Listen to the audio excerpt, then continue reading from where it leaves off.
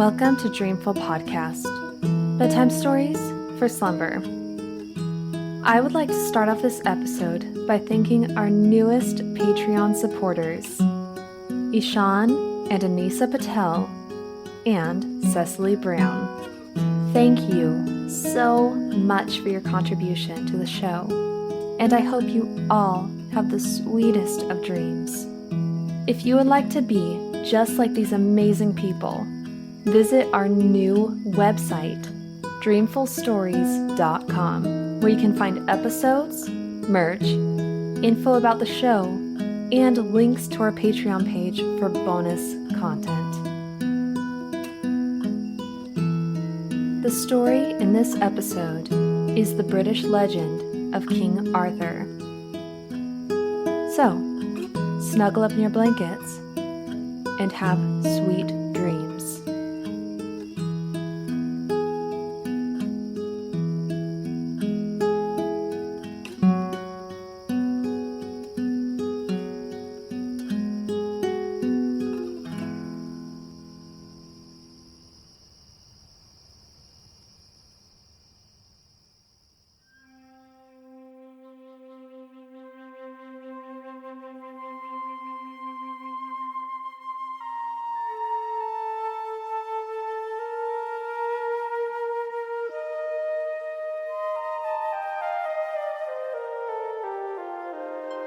Many years ago, there ruled over Britain a king called Uther Pendragon.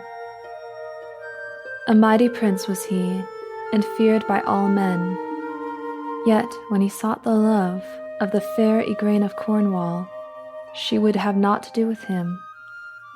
So that, from grief and disappointment, Uther fell sick, and at last seemed likely to die. Now in those days, there lived a famous magician named Merlin, so powerful that he could change his form at will, or even make himself invisible. Nor was there any place so remote that he could not reach it at once, merely by wishing himself there. One day, suddenly he stood at Uther's bedside and said, "Sir King, I know your grief, and am ready to help you. Only promise to give me, at his birth, the son that shall be born to you, and you shall have your heart's desire." To this the king agreed joyfully, and Merlin kept his word, for he gave Uther the form of one whom Igraine had loved dearly, and so she took him willingly for her husband. When the time had come that a child should be born to the king and queen, Merlin appeared before Uther to remind him of his promise. And Uther swore it should be as he said. 3 days later, a prince was born, and with pomp and ceremony was christened by the name of Arthur. But immediately thereafter, the king commanded that the child should be carried to the postern gate, there to be given to the old man who would be found waiting without. Not long after, Uther fell sick, and he knew that his end was come. So, by Merlin's advice, he called together his knights and barons, and said to them, "My death draws near. I charge you, therefore, that you obey my son, even as you have obeyed me, and my curse upon him if he claim not the crown when he is a grown man." Then the king turned his face to the wall and died.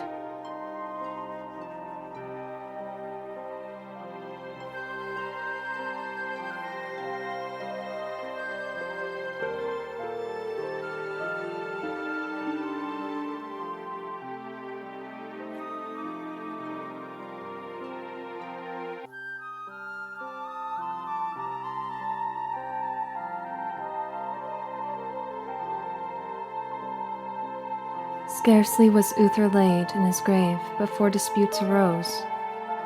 Few of the nobles had seen Arthur, or even heard of him, and not one of them would have been willing to be ruled by a child. Rather, each thought himself fitted to be king, and strengthening his own castle, made war on his neighbors until confusion alone was supreme, and the poor groaned because there was none to help them. Now when Merlin carried away Arthur, for Merlin was the old man who had stood at the postern gate, he had known all that would happen, and he had taken the child to keep him safe from the fierce barons until he should be of age to rule wisely and well, and perform all of the wonders prophesied of him. He gave the child to the care of the good knight, Sir Ector, to bring up with his son Kay, but revealed not to him that it was the son of Uther Pendragon that was given into his charge.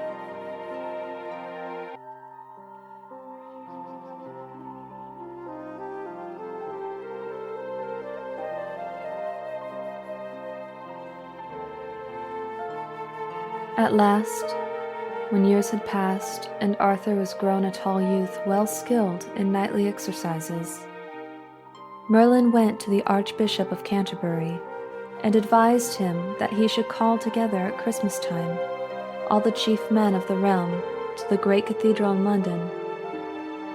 For, said Merlin, there shall be seen a great marvel by which it shall be made clear to all men who is the lawful king of this land.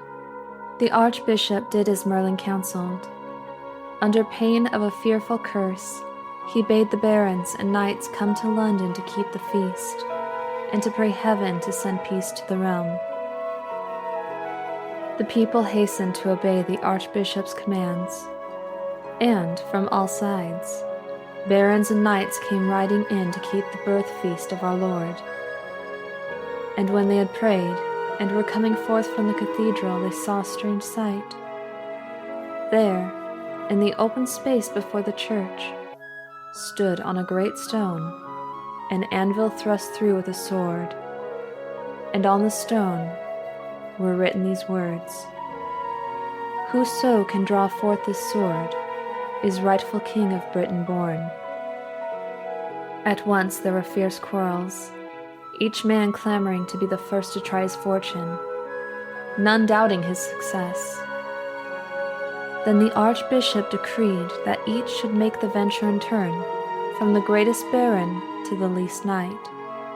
And each in turn, having put forth his utmost strength, failed to move the sword 1 inch, and drew back ashamed.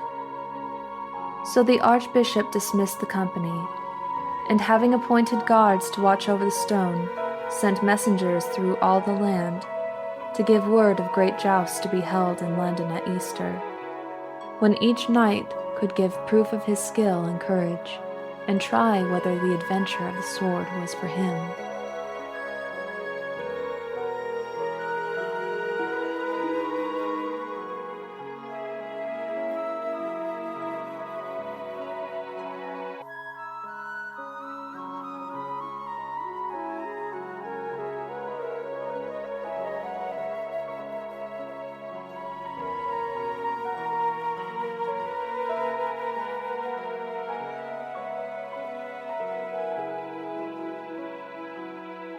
Among those who rode to London at Easter was the good Sir Ector, and with him his son Sir Kay, newly made a knight, and the young Arthur.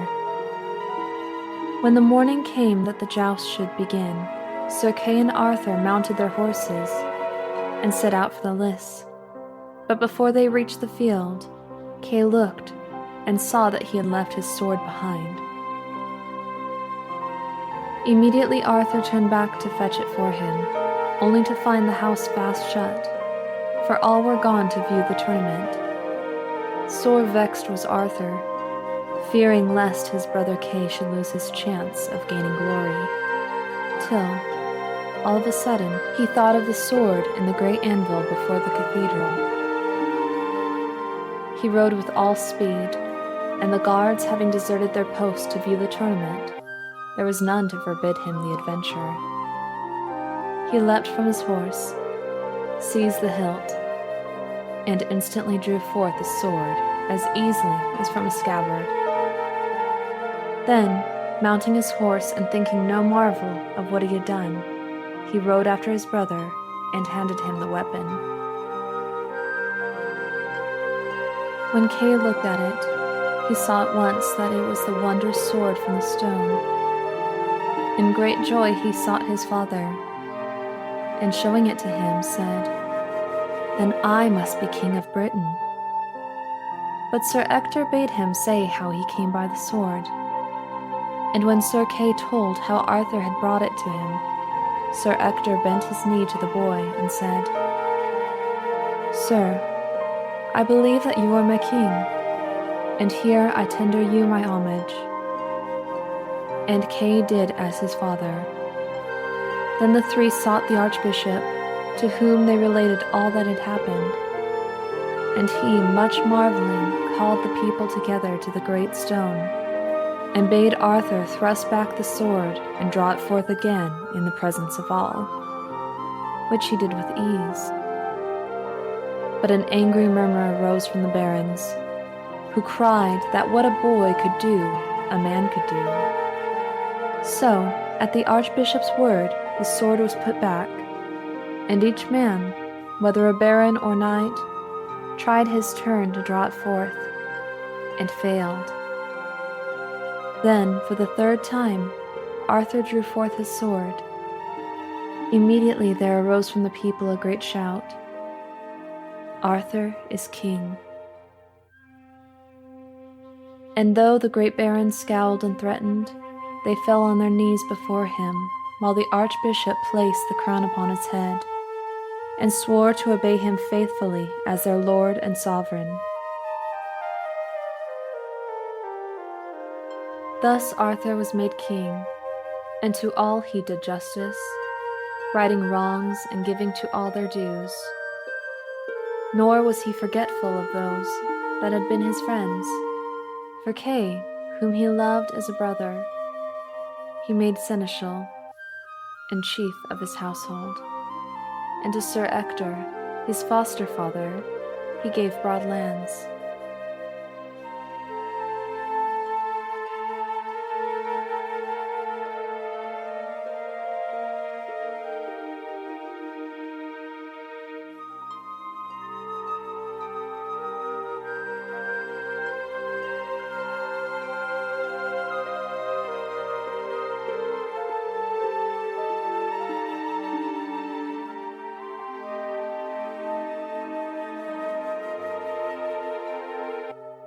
Thus Arthur was made king, and he set himself to restore order throughout his kingdom. To all who would submit and amend their evil ways, he showed kindness, but to those who persisted in oppression and wrong, he removed, putting in their places others who would deal justly with the people.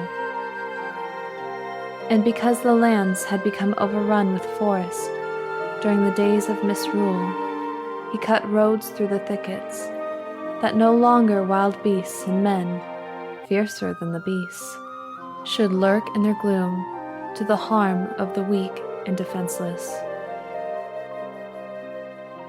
Thus it came to pass that soon the peasant plowed his fields in safety, and where had been wastes, men dwelt again in peace and prosperity.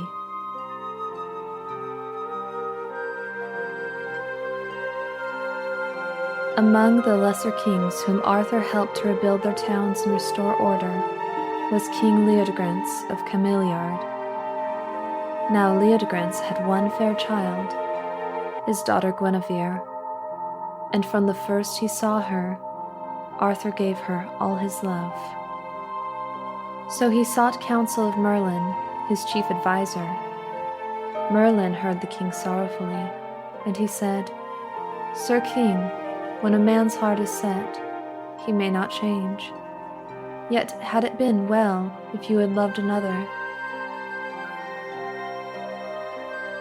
So the king sent his knights to Leodegrance to ask of him his daughter, and Leodegrance consented, rejoicing to wed her to so good and knightly a king.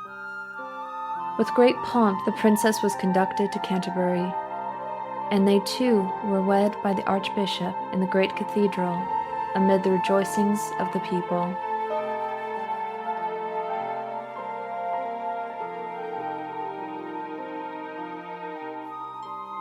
On that same day did Arthur found his Order of the Round Table, the fame of which was to spread throughout Christendom and endure through all time. Now the Round Table had been made for King Uther Pendragon by Merlin, who had meant thereby to set forth plainly to all men the roundness of the earth. After Uther died, King Leodegrance had possessed it, but when Arthur was wed, he sent it to him as a gift, and great was the king's joy at receiving it.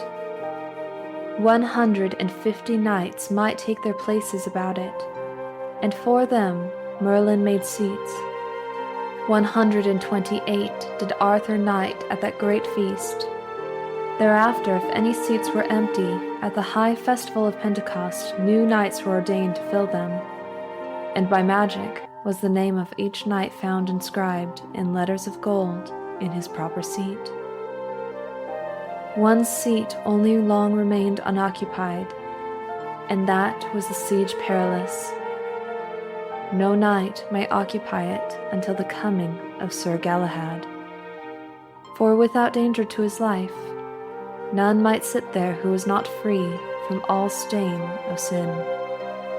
With pomp and ceremony did each knight take upon him the vows of true knighthood, to obey the king, to show mercy to all who asked it, to defend the weak, and for no worldly gain to fight in a wrongful cause. And all the knights rejoiced together, doing honor to Arthur and to his queen. Then they rode forth to right the wrong and help the oppressed, and by their aid the king held his realm in peace, doing justice to all.